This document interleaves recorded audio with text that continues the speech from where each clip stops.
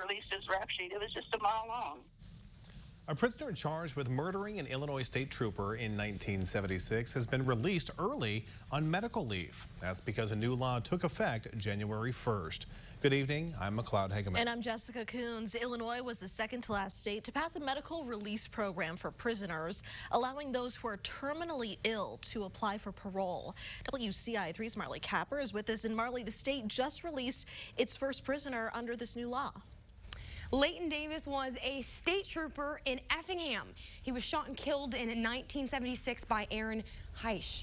He was initially sentenced to 300 years for attempted murder, carjacking, and for kidnapping a college student.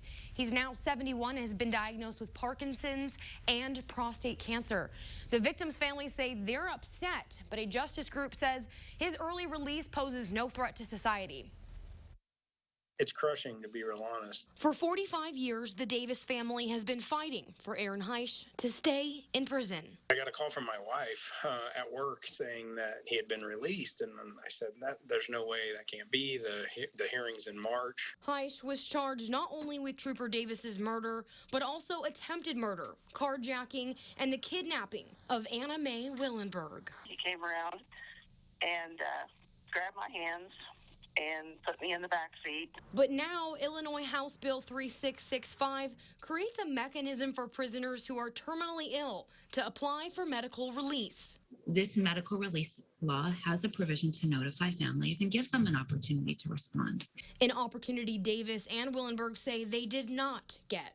We had supposedly a March meeting, and we had until February 9th to get our objections in. As Heisch was released on the 8th. But people have different opinions about how Heisch should spend his remaining years. The judge sentenced him to 300 plus years in prison.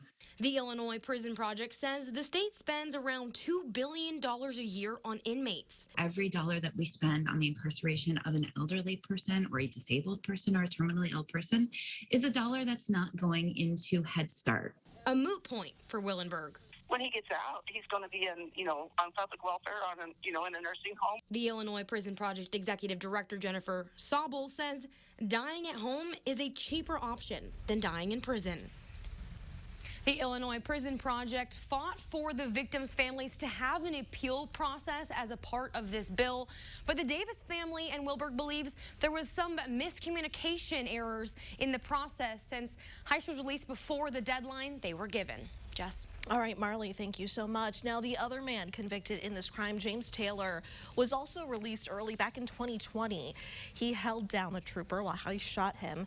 The Illinois Prisoner Review Board approved his release after 44 years, in part for good behavior and also because he did not fire the deadly shot.